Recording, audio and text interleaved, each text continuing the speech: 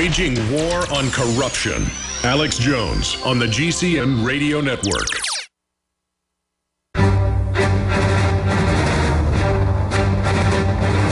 Big Brother, mainstream media, government cover-ups. You want answers? Well, so does he. He's Alex Jones on the GCN Radio Network. And now, live from Austin, Texas, Alex Jones. All right, folks, if you just joined us, Dr. Steve Pieczenik is going to be with us till about 45 after. Then I want to open the phones up to talk about Boko Haram and the fact that even the Daily Beast admits it's connected to Al-Qaeda, it's globalist run, and that Hillary Clinton's been protecting the group for 6 years so they could build them up since they got founded in 2009. I mean, this is so incredibly obvious what's going on. It's amazing. So I'll get Pieczenik's take on that. We'll see if he weasels on it or if he's, I know he's listening, or if he gives us his real take on it.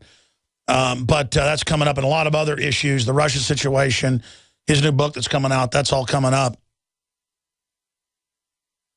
But let's play more from the start with the Boko Haram statement of their leader, Mr. CIA. Let's go ahead and play the rest of that clip that I started playing in the last segment. It is now 4 years or 5 years that you arrested our brethren and they are still in your prison. You are doing many things to them. And now you're talking about these girls. We will never release them until after you release our brethren. Is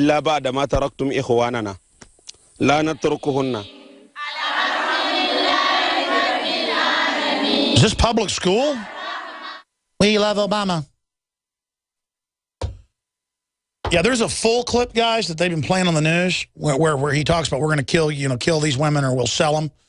And that's the clip I want. It's just everywhere. It's ubiquitous, and I want to find that one. I'll find it during the break because it's an important clip, and it needs to be played. Now, continuing here, ladies and gentlemen, we will also get into some other news on the broadcast here today. 1776 worldwide, the Second Amendment comes to Mexico. Very important article dealing with the 2-hour radio show I did yesterday on this subject mainly. I did about an hour plus of the 2-hour Sunday show on this. This proves individuals having guns lowers crime and returns civilization. This proves the Swiss, U.S., Dutch model that's been banned in the Netherlands. This proves the people are the answer.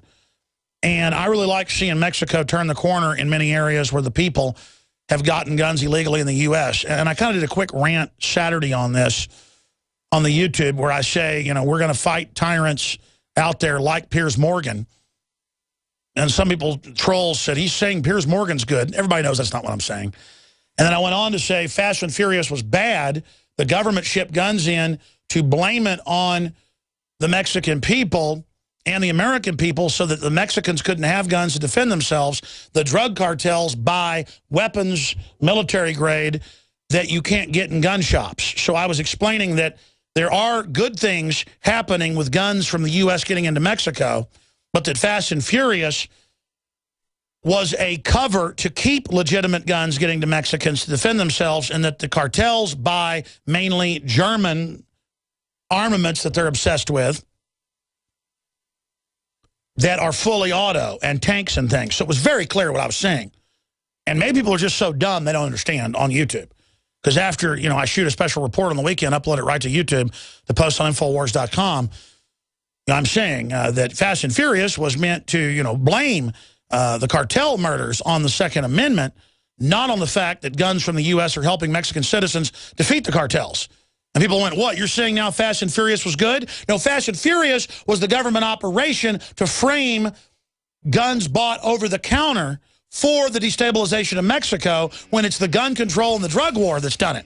I mean, did I say that clearly, or am I not a good communicator? Guys, tell me the truth. I mean, did I just explain that or not? Be honest with me. I think you did a pretty good job, Alex. Okay. I'm not just saying that because you're my boss. No, I mean, literally. I don't understand. I explain that. People go, well, what? Now you're saying it's good Obama shipped guns in there? No, that was a small amount they shipped in to then trace them to try to blame the violence on our guns, not the cartels. Alex Jones here to tell you about how you can help spread liberty worldwide while also enjoying what I have found to be the best tasting 100% organic coffee on the planet. For more than a decade, my favorite coffee has come from the high mountains of southern Mexico, where the Chiapas farmers grow their unique shade-grown Arabica beans. We have now managed to secure these sought-after beans in a highly customized blend. Discover and try a bag of the Patriot Blend 100% organic coffee at InfoWarsLife.com. This coffee gives you a long, smooth pick-me-up for hours without the headaches and heartburn that so many other coffees give me personally. Hands down, this is my favorite coffee, and it's taken us years to secure connections directly to the Chiapas Mexican farmers. Drop by the site today, order a bag or two, and I don't think you're going to be disappointed. Available in original or with our Immune Support Infusion Blend. You will be supporting a free press, all the while enjoying a truly great-tasting cup of my favorite coffee. Available at InfoWarsLife.com. A chemical spill contaminating the water supply in 9 West Virginia counties. This year alone, over 300,000 people in West Virginia had their drinking water contaminated. What are the health effects of having these drugs in our drinking water? It's forced medical treatment without the consent of residents. My friends, water filtration is one of the most basic actions you can take to protect you and your family from the harmful toxins and heavy metals in your tap water. On average, the county says it sprays with the glyphosate at least once a week. Few filters cut out the glyphosate that is found in water supplies worldwide. Remove pesticides, herbicides, chloramines, hydrofluorosilicic acid, sodium hexafluorosilicate. Fluoride, it is in tea, it's in coffee, it's in water, it's in bread, it's in toothpaste. It is our responsibility to protect our families. The establishment's not going to do it. It's time to take action. It's time to filter our water. Visit InfoWarsStore.com and use promo code WATER to get 10% off their entire family of incredible products. Or call toll-free 888-253-3139. From the water table to our soils to the atmosphere itself, our world is becoming more and more toxic each and every day. But it's not just the air outside that's toxic. Indoor air has been shown to have 2 to 5 times higher concentrations of pollutants than even outdoor air. And most Americans spend 90% of their time inside using toxic chemicals within their homes. There are more than 42 million smokers in the United States. Well over 1,000 types of mold and mildew linked to numerous conditions. And don't forget the fact that 6 million Americans live with pets they're allergic to as well. When I began to research these statistics, it was clear to me it was time to start cleansing my lungs in order to combat the toxic environment that we cannot escape, but that we can fight back against. Made with organic and wild cultivated herbs and manufactured in the USA, the new InfoWars Life Lung Cleanse is here in a convenient spray bottle that can be brought with you throughout any toxic environment. Now available exclusively at InfoWarsLife.com or by calling toll-free 888-253-3139. From his Central Texas Command Center, deep behind enemy lines, the information war continues. It's Alex Jones and the GCN Radio Network. Well, Dr. Steve Pieczenik joins us for the next 45 minutes, and I'm going to open the phones up. Dr. Steve Pieczenik is an MD and a PhD psychiatrist, an American former State Department official, author, and publisher. Wrote a bunch of books with Tom Clancy, like Net Force and Op Center. Produced a bunch of big films. StevePieczenik.com is his website. Trained in psychiatry at Harvard University and international relations at MIT. His novels are based on over 20 years' experience resolving international crises and hostage situations for the Department of State for 4 administrations. He was also instrumental in the Camp David Accords as well, and I'm witness to that. And he joins us. I want to cover the waterfront, if you can, in little nodes here and get your take on a whole bunch of stuff. Boko Haram is on record being protected by Hillary Clinton, who I know you don't think is too bad. I mean, it's kind of interesting who you like and who you don't like. But we'll see what you say today. She didn't want them designated as a terror group. Now this is happening. Looks staged to me. So is this even really Boko Haram? Who knows? I want to get your take on the latest on the Benghazi Committee. You say you've got intel on that. I want to get into what's happening in Syria, Ukraine. I want to cover the waterfront with Dr. Steve Pieczenik. Doc, it's good to have you back on with us. You also wrote a book, started writing a book, I know 3 years ago. I was seeing this on the news with the late Tom Clancy, so that got held up. So you wrote it, he wrote it. You finished it up with a couple of authors. So I guess you guys are working on a book about the Syria civil war before it started, or right as it was beginning to start. So I want to get your take on Out of the Ashes that's about to be published, or is coming out very soon. So, Doc, good to have you with us. A lot to cover.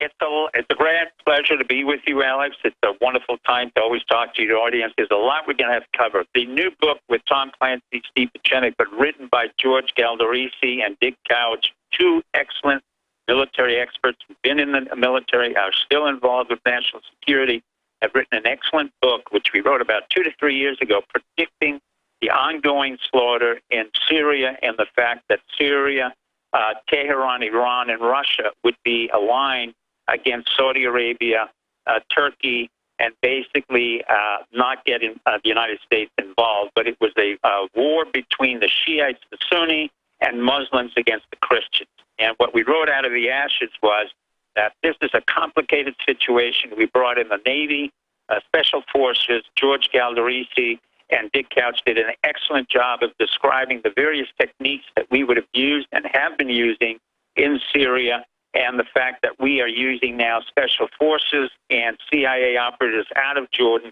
who've been titrated, vetted out, and guns were shipped into Syria. Now, let me get out of the book for a minute, and I think everybody should really take a look at that book. But let's talk about Benghazi. Why does Benghazi relate to Syria, and why is now the investigation done by Trey Gowder a very important investigation? Because for the most part, Hillary Clinton is responsible for a lot of the negligence that was involved in the State Department in terms of their indifference to what happened to Benghazi. I don't have to go over the entire story. But the key of the entire Benghazi investigation under the new federal prosecutor who comes out of South Carolina, and I have a lot of respect for him, is the fact that Trey Gowdy, who is a federal prosecutor, is a Republican, but is very neutral, really has to look at the new people who he has to bring subpoenas to. And that's not necessarily Hillary Clinton or Jerry or John Kerry. The following people should be subpoenaed. Number one, it's the people in the White House. Because what this is, and really what happened in Benghazi, is a rogue operation that's consistent with what happened to William Colby in the 1970s under the Church Committee. Most people in the media really do not know what they're talking about. The only media that really had a very clear understanding was that Fred Murdoch's and Roger Ailes' understanding that this was a coup attempt to get David Petraeus out by John Brennan. So what we're talking about now is that John Brennan, who is now the director of the CIA, but at the time when Benghazi occurred, he was an assistant to the President of the United States. He had no immunity whatsoever. He ran an illegal rogue operation, which was called SOCOM, Special Operations Command, which was a paramilitary unit that undermined David Petraeus, who was the head of the CIA, and they weren't running an embassy in Libya. That's why Hillary Clinton could claim, well, that wasn't really our involvement. By the way, you said this weeks after it happened, and now a lot of it has come out that indeed it was a clandestine arms shipment to the jihadis. It's not only, that's correct, Alex. As usual, you're correct. Not only was it a clandestine arm shipment to the jihadis, but it was also a terror center, and it was not an official embassy. That's why the ambassador happened to be there, but he waived any protection. That's why he said basically to Eric Boswell and Pat Kennedy of the State Department, whom I knew, that I'm taking care of. But he had nothing to do with the buildings that we've seen and where the violence occurred. That was a consular office, which is not under the protection of the State Department, but is actually a safe house where the CIA and SOCOM were able to interrogate prisoners, terrorize them, and then ship guns out of there. So the real focus has to go back to Obama, where he could be impeached for lying, for Valerie Jarrett, who's part of the White House, for Tom Donilon, who was there, Ben Rhodes, and David Petraeus, who was undermined as the director of the CIA by John Brennan and sending his SOCOM troops under the direction of McRaven and the Navy and paramilitary organizations. So what we have here is a rogue operation that harks back to the 1970s when William Colby was running rogue operations under the CIA. But in